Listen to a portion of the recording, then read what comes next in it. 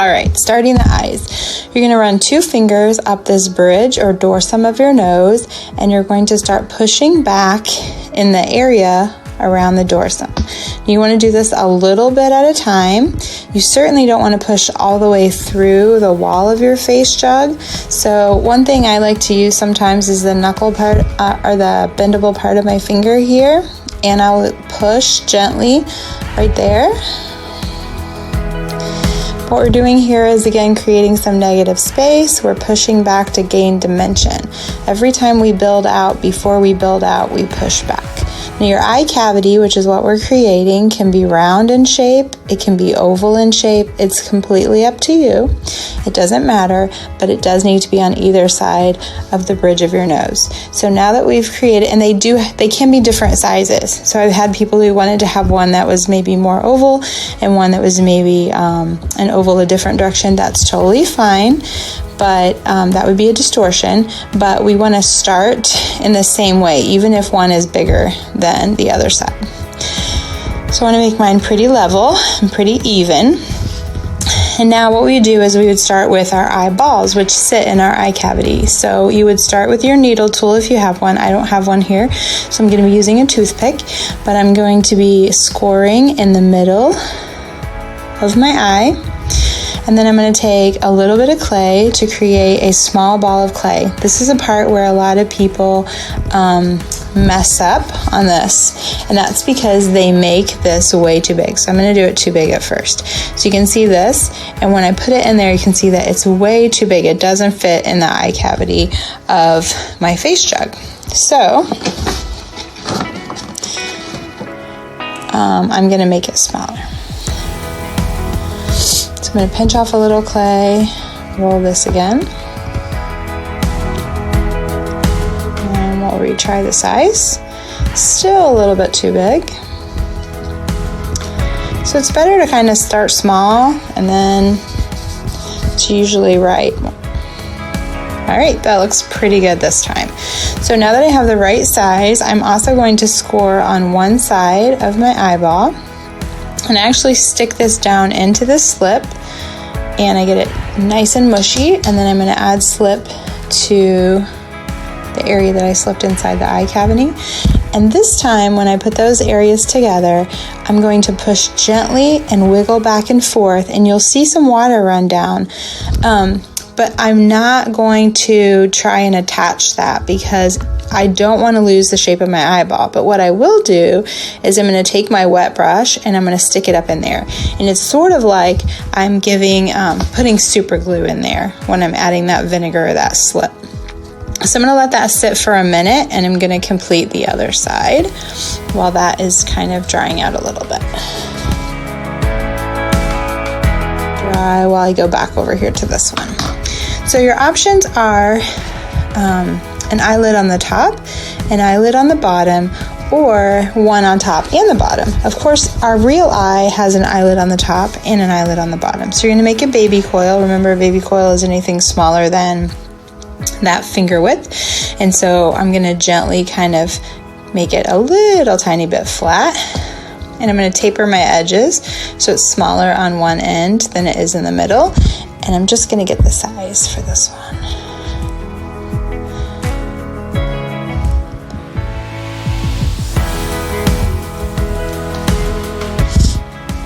All right, so I think that's going to be a good size. So I could make it an upper eyelid like this, or I could make it a bottom eyelid like this, or I could make one of each.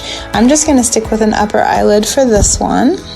So I need to score where it's going to be touching. And then I'm going to score all along this line, being careful not to touch my eyeball.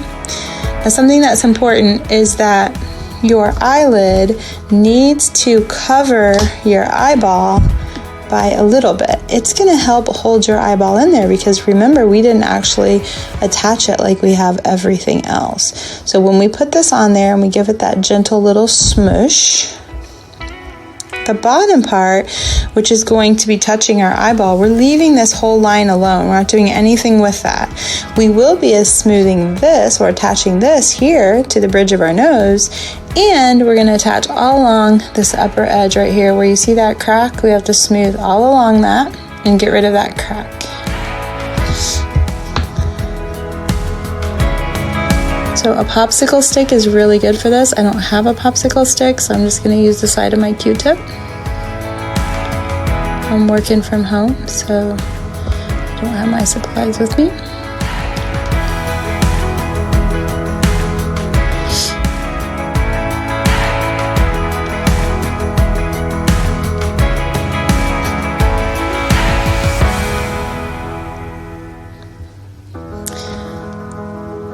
Okay, and so you can see that this is now attached. It's attached on both sides, and it's attached all along the top, and I've done it very, very gently so it's still nice and round. I have not flattened it out like our normal eyebrow. Now I'm going to go ahead and do this other side. So now we have 2 eyes with 2 eyelids. So now we need 2 eyebrows. We're going to repeat the exact same procedure we just did, except that they're going to go above our eyelid this time.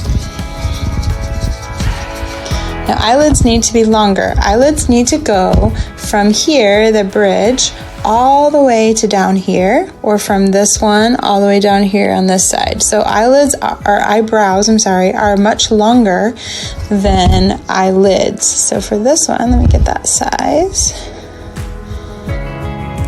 About that big, and I'm going to score all along my eyebrow.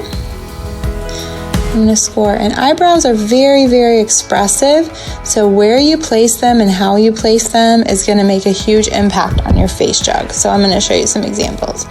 So if most eyebrows have just kind of a gentle curve like this, but if you really, really angle that eyebrow, it tends to look more angry.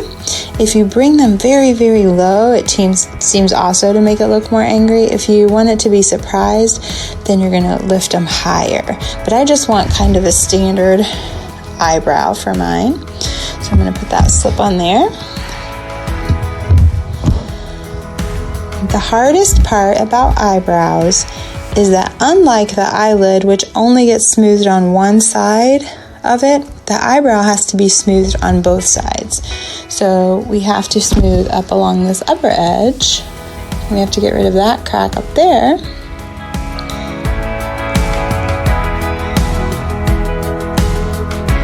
But we also have to get rid of this crack down here. Now the trick is you don't want to smash this eyelid that you just made, and a lot of students do that. So please, please, please be very, very, use gentle motions when you do this. Go slow, take your time.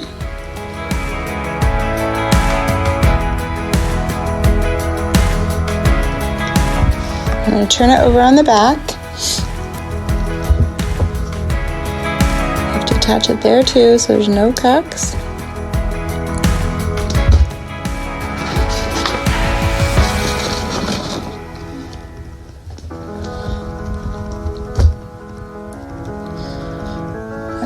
Now this is Okay, to finish our eyes, the last thing we're going to do is add the pupil, which is required, and an iris is not, but I'll show you 2 options that you have. One of them is to just add a very large pupil. You can do that with a pencil. You're going to use the eraser end of a pencil. You're going to go to the eyeball, and you're going to push, spin, and pull straight out. If you do this, it's going to give you a nice circle, and it's going to look like a pupil. Now, if you want to give the appearance of an iris and a pupil, then you can take the pointed end of a pencil. I prefer that it be dull and not sharp, and you can go on the inside of that, and you can give yourself a second smaller hole instead of the 2. But only 1 is required. So again, pencil or the eraser end first, then the pencil end,